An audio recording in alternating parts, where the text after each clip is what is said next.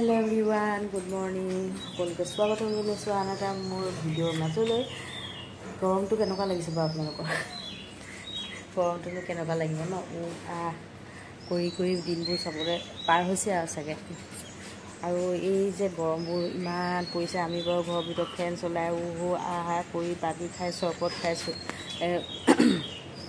নিজক বুজাই বঢ়াই ৰাখিছোঁ। কিন্তু সকলোকে বেয়া লাগে এয়া যিসকল বাহিৰত কাম কৰিবলৈ যায় মানুহ, বাহিৰত কাম কৰিবলৈ যোৱা মানুহ মানে তাৰ মাজতো ভাগ আছে আকৌ। মানে এইটো নহয় অফিচত কাছাৰীত কাম কৰা মানুহ, তেওঁলোকে যেনেকৈ নহওক কিছুমানৰতো আজিকালি চবত অফিচবোৰতো AC থাকে বা ফেন থাকে, অকণমান হ'লেও ঠাণ্ডা প্ৰায়। কিন্তু বাহিৰত যিসকলে এনেকুৱা ফিল্ডত কাম কৰিব লাগে বা হাজিৰা কৰিব লাগে, দিন হাজিৰা কৰা মানুহখিনিৰ কথা কৈছোঁ।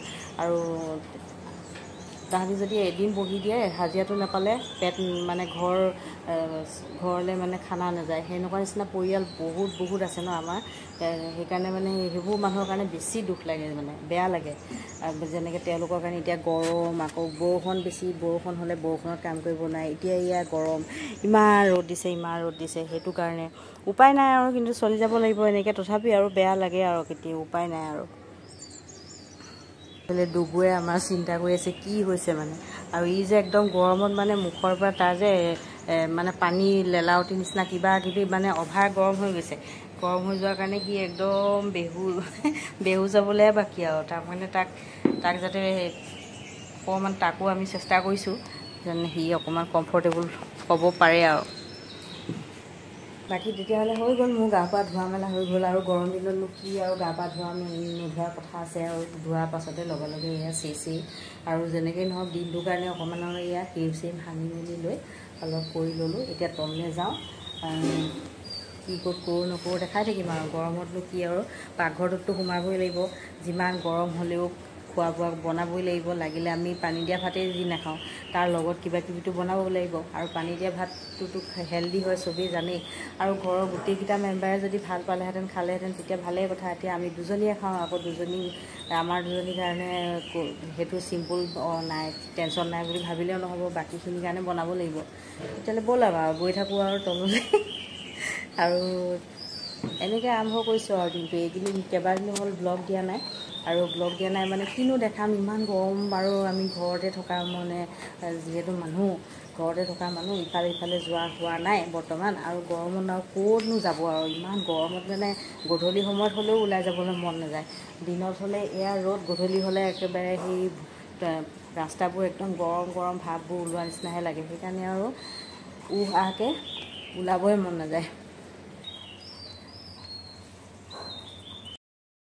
এইফালে বাইদেউ ফুল বিজি দেখিছে নহয়। আৰু মই ভিডিঅ' কৰা দেখি পেলাই মুখখন ঘূৰাই দিলে, মানে মোৰ কেমেৰা ভালেই হ'ল বাৰু, ঠিক আছে, একো নাই।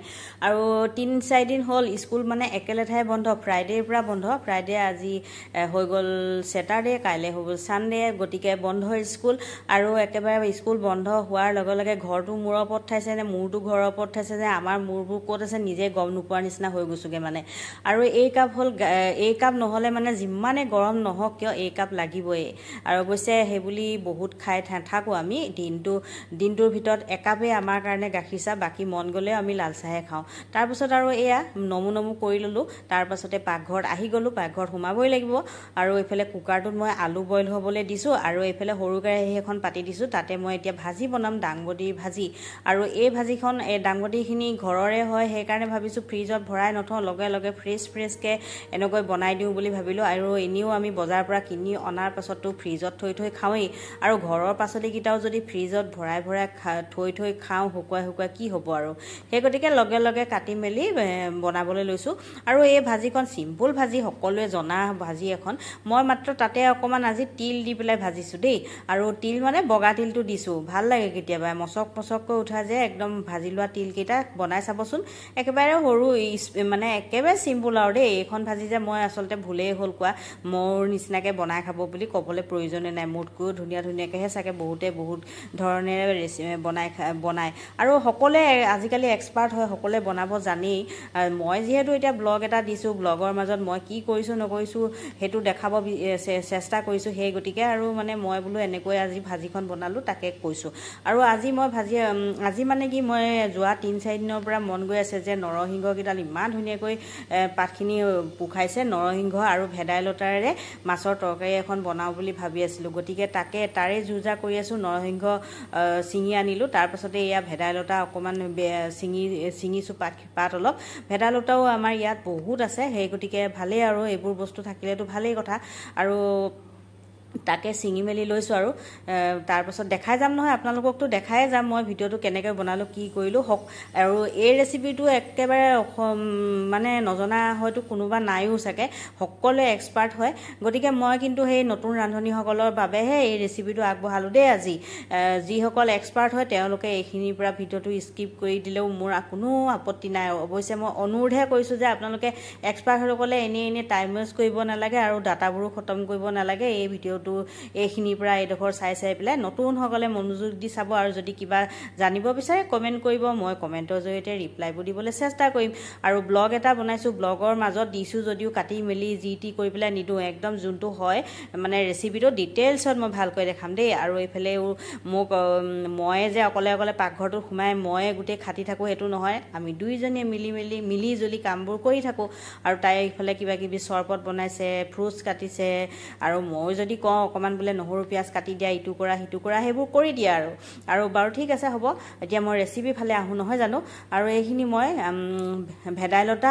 আৰু নৰসিংহখিনি যে ছিঙি আনিছিলোঁ সেইখিনি ধুনীয়াকৈ সুন্দৰকৈ ধুই মিক্সি জাৰতে দি গ্ৰাইণ্ড কৰি অকণমান যেতিয়া মই পিচিছিলোঁ তেতিয়া অকণমান পানী দিছিলোঁ আধা গিলাচমান পানী দি লৈছিলোঁ সেইখিনি আৰু তাতে এইফালে সেইখিনি ৰেডি কৰি লোৱাৰ পাছত বইল কৰি লৈছিলোঁ আলু 3টা সেইখিনিও এনেকৈ আগতেই ভাঙি লৈছোঁ আৰু তাতো অকণমান পানী এড কৰি দিছোঁ দেখিলেই নহয় এতিয়া কেৰাহীখন পাতি দিছোঁ আৰু যোনটো যিকোনো মাছৰ তৰকাৰী বনালে কৰা যায় সেইটোৱে ময়ো কৰিব লৈছোঁ তেল দিলোঁ কেৰাহীত তেল দি দিছোঁ মিঠাতেল দিয়াৰ পিছত নিমখ হালধি সানি লোৱা মাছ কেইপিচ ভাজি ল'ম এতিয়া আৰু অকণমান ভাজিম বহুত বেছিকৈ মাছখিনি নাভাজোঁ বাৰু আৰু এই ৰেচিপিটোত আচলতে একদম জীয়া মাগুৰ শিঙি এনেধৰণৰ মাছ হলে মানে হেতু দি বনালে বেছি সোৱাদ লাগে কিন্তু উপায় নাই এইখিনি হ'ব পাৰে ৰৌ বাহু মাছ কিন্তু ফ্ৰেছেই হয় গতিকে তৰকাৰীখন বিৰাট সোৱাদ লগা হৈছিল খাবলৈ মাছখিনি ভাজি লোৱা মোৰ হৈ গ'ল সেইখিনি তেলতে মই শুকান জলকীয়া এটা দিলোঁ তাৰপিছত নহৰু এই ৰেচিপিটোত নহৰু 1 নম্বৰ নহৰু মানে মই মোৰ নিজৰ কথাটো কৈছোঁ দেই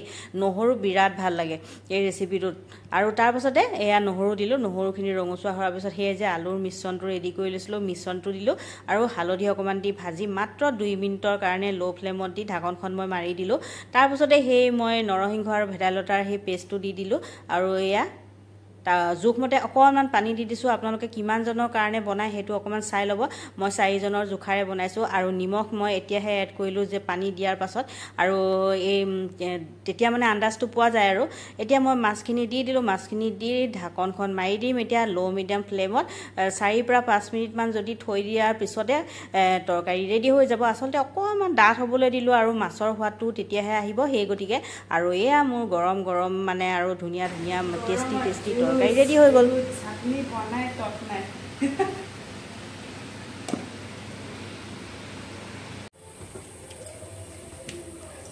4টামান বাজিলে খোৱা বোৱা হৈ গ'ল এতিয়া তলৰ পৰা ওপৰলৈ আহি আছোঁ তলৰ পৰা ওপৰলৈ পাতললৈ এইবোৰেই আৰু আহিছোঁ মানে এতিয়া ওপৰলৈ যে গৰমত একদম আহিব মন নাযায় কিন্তু এতিয়া ওপৰলৈ আহিছোঁ মানে গ'লে অকণ ভিডিঅ'টো এডিট কৰি মেলি লওঁ বোলো কিমানকণ অথনি কিমানখিনি লাগে মই ভিডিঅ'টো কৰিলোঁ কিমান টাইম দীঘলীয়া হয় বা কিমানকণ হয় গম নাপাওঁ আৰু এতিয়া এডিট কৰিলেহে গম পাম তথাপিও ভাবিছোঁ আজি ইমানলৈকে যি কৰিলোঁ আৰু ইমানলৈকে বোলো আৰু দীঘলীয়া নকৰোঁ এনেকৈ বুলি ভাবিছোঁ